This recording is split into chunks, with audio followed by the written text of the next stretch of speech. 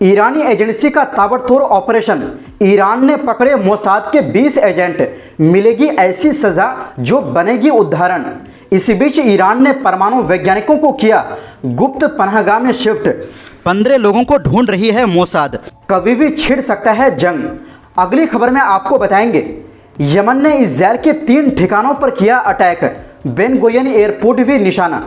इसी के साथ आपको बताएंगे रूसी तेल खरीदने पर भारत की तरह चीन पर भी टैरिफ लगाया तो चीनी विदेश मंत्रालय ने डोनाल्ड ट्रंप को दी चेतावनी।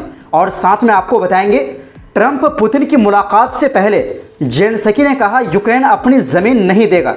जानेंगे क्या है ट्रंप का प्लान, तो बिना समय गवाए बात करते हैं खबरों की।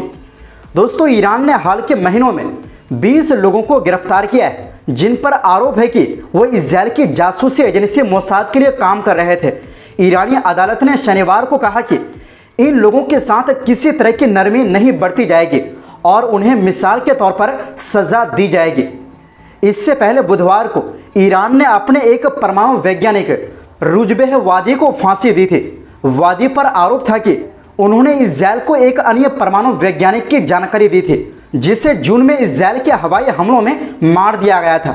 न्यायपालिका के प्रवक्ता असगर जहांगीरी ने बताया कि 20 में से कुछ आरोपियों पर लगे आरोप हटा दिया गए और उन्हें रिहा कर दिया गया, लेकिन बाकी के मामलों में जांच पूरी होने के बाद पूरे विवरण साझा किए जाएंगे। उन्होंने कहा ज़ायोनी शासन के जासूसों और एजेंटों के खिलाफ न्यायपालिका किसी तरह की नरमी नहीं दिखाएगी और कड़े फैसलों के जरिए उन्हें सबक सिखाया जाएगा। दोस्तों, इस साल ईरान में इजरायल के लिए जासूसी के मामलों में फांसी की सजा में तेजी आई है। हाल के महीनों में कम से कम 8 लोगों को फांसी दी जा चुकी है। इसी बीच एक और खबर आई है। दोस्तों, 12 दिनों तक ईरान पर हुए इजरायली हमले तो रुक गए हैं, लेकिन इन हमलों का खौफ अब तक बना हुआ है। साथ ही इजरायल की मोसाद ईरान में अभी भी एक्टिव है। द टेलीग्राफ ने दावा किया है कि इजरायल की ओर से 30 से ज़्यादा शोधकर्ताओं की हत्या के बाद ईरान ने अपने बचे हुए परमाणु वैज्ञानिकों को एक खास सुरक्षा ढांचे में भेज दिया है। एक सीनियर ईरानी अधिकारी ने बताया कि ज़्यादातर वैज्ञानिक अब अपने घरों में नहीं रह रहे हैं और ना ही यूनिवर्सिटी में पढ़ा रहे हैं, बल्कि उन्हें तेहरान या उत्तरी तटीय शहरों में सुरक्षित जगहों पर ले जाया गया है जहां वे अपने परिवारों के साथ विला में रहते हैं। यानी अब ईरान ने अपने वैज्ञानिकों को गुप्त जगहों पर भेज दिया है ताकि मोसाद के एजेंटों से उन्हें बचाया जा सके। द टेलीग्राफ को इजरायल की ओर से तैयार लगभग 100 वैज्ञानिकों की सूची में से 15 से ज़्यादा बचे हुए वैज्ञानिकों के नाम दिखाए गए हैं। इजरायलियों का कहना है कि अब उन्हें यानी वैज्ञानिकों को ये तय करना होगा कि वो अपना काम जारी रखें और आगे के हमलों का जोखिम उठाएं या कोई नया कैरियर ढूंढे। यानी इजरायल बौखलाहट में ईरान के परमाणु वैज्ञानिकों को धमकी दे रहे हैं।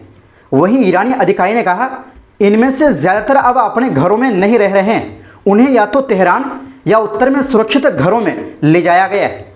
उन्होंने आगे कहा जो लोग यूनिवर्सिटी में पढ़ा रहे थे उनकी जगह ऐसे लोगों को रखा जा रहा है जिनका परमाणु कार्यक्रम से कोई संबंध नहीं है। दोस्तों, भले ही ईरान और इजरायल के बीच जून में सीज फायर हो गया है, लेकिन यह युद्ध किसी भी समय वापस से छिड़ सकता है। कई ईरानी नेताओं ने कहा है कि उन्हें इजरायल के सीज फायर पर भरोसा नहीं और वो जंग के लिए तैयार है। वहीं इजरायल अमेरिका धमकी दे रहे हैं कि अगर ईरान ने अपना न्यूक्लियर प्रोग्राम नहीं रोका तो फिर से उसको हमले का सामना करना पड़ सकता है। वहीं दूसरी ओर दोस्तों, यमन के हौथी ने इजरायल के 3 ठिकानों पर ड्रोन हमले करने का ऐलान किया है, जिनमें बेन गुरियन एयरपोर्ट, बेरशेबा और अशकलोन शामिल है। यमन के अल मसीरा नेटवर्क के मुताबिक यमन की सेना के प्रवक्ता यहिया सरी ने कहा हमने 3 ड्रोन का इस्तेमाल करके 3 सैन्य अभियान चलाए। इन हमलों में बेन गुरियन एयरपोर्ट और 2 अन्य ठिकानों को निशाना बनाया गया। उन्होंने कहा कि तीनों हमले सफल रहे और अपने अपने टारगेट पर लगे। सरी ने कहा कि ये अभियान फिलिस्तीनी जनता और उनके लड़ाकों के समर्थन में और गाजा में दुश्मन द्वारा किए जा रहे नरसंहार और भूखमरी के जवाब में किया गया। उन्होंने एक बार फिर चेतावनी दी कि जो भी कंपनियां इजरायल के बंदरगाहों के साथ कारोबार करेंगी उनके जहाज़ों को चाहे वो किसी भी दिशा में जा रही हो निशाना बनाया जाएगा। उन्होंने कहा कि कंपनियां तुरंत ऐसा व्यापार बंद करें ताकि उनके जहाज़ और क्रू सुरक्षित रहे।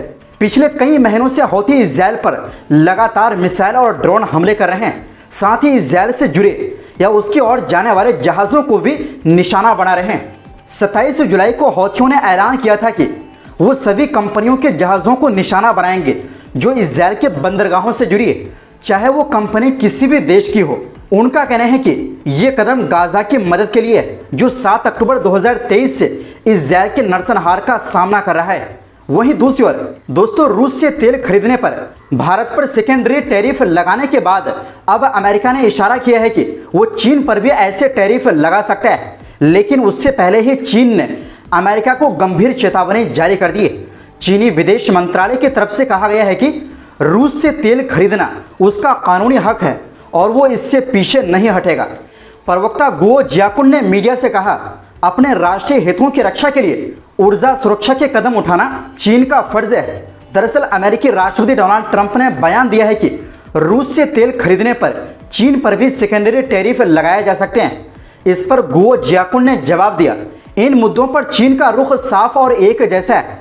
रूस समेत दुनिया के बाकी देशों के साथ हमारा आर्थिक, व्यापारिक और ऊर्जा का सहयोग कानूनी है और हम अपने हितों में जरूरी ऊर्जा सुरक्षा कदम उठाते रहेंगे।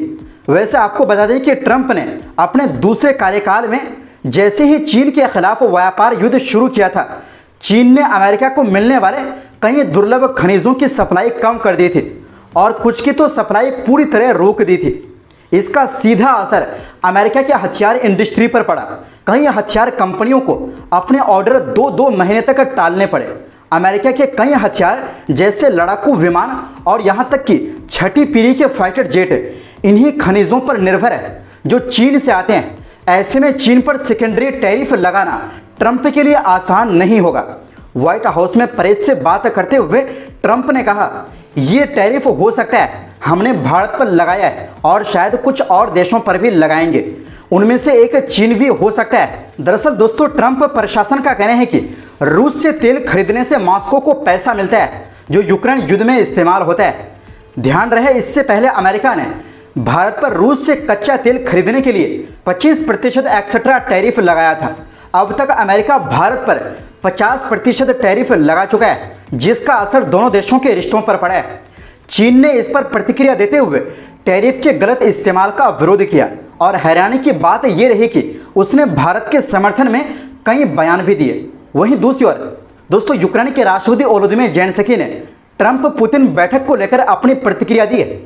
उन्होंने साफ कहा है कि यूक्रेन रूस को अपनी जमीन नहीं देगा। ज़ेलेंस्की का यह बयान अमेरिकी राष्ट्रपति डोनाल्ड ट्रंप की रूस के राष्ट्रपति व्लादिमीर पुतिन से होने जा रही मुलाकात की घोषणा के बाद आया है। ट्रंप और पुतिन के बीच बैठक की घोषणा अमेरिकी राष्ट्रपति को यह संकेत दिए जाने के कुछ ही घंटों बाद हुई कि रूस के साथ युद्ध समाप्त करने के लिए यूक्रेन को अपना क्षेत्र छोड़ना पड़ सकता है। ट्रंप ने शुक्रवार को व्हाइट हाउस में कहा, आप उस क्षेत्र को देख रहे हैं जिस पर 3.5 साल से लड़ाई चल रही है। बहुत सारे रूसी मारे गए और बहुत सारे यूक्रेन के लोग मारे गए। उन्होंने कहा, यह बहुत मुश्किल है, हम कुछ वापस लेंगे, कुछ बदलेंगे, दोनों के हित में कुछ क्षेत्रों की अदला बदली होगी। CBS न्यूज़ ने भी खबर दी है कि व्हाइट हाउस यूरोपीय नेताओं को एक समझौते को स्वीकार करने के लिए मनाने की कोशिश कर रहा है। इसके तहत यूक्रेन को डोनबास, खेरसोन और ज़पोरिज़िया समेत कई क्षेत्रों को छोड़ना होगा। ज़ेलेंस्की ने पहले भी ऐसी शर्तों को खारिज कर दिया था। वोलोदिमीर ज़ेलेंस्की ने कहा है कि यूक्रेन रूस को उसके किए के लिए इनाम नहीं देगा। सोशल मीडिया प्लेटफॉर्म एक्स पर जारी एक बयान में उन्होंने कहा, यह युद्ध खत्म होना चाहिए और इसे रूस को ही खत्म करना होगा। रूस ने यह युद्ध शुरू किया था और वो इसे अपनी मर्जी से खींच रहा है। यही असली समस्या है और कुछ नहीं। उन्होंने आगे कहा, यूक्रेन को बिना कुछ पूछे लिए गए फैसलों से कुछ हासिल नहीं होगा। ऐसे फैसले अधूरे और बेकार होंगे। तो दोस्तों, फिलहाल के लिए इस रिपोर्ट में बस इतना ही। ऐसे ही मध्य पूर्व और दुनिया भर की खबरें देखने के लिए चैनल को सब्सक्राइब जरूर करें। बहुत बहुत शुक्रिया। खुदा हाफिज।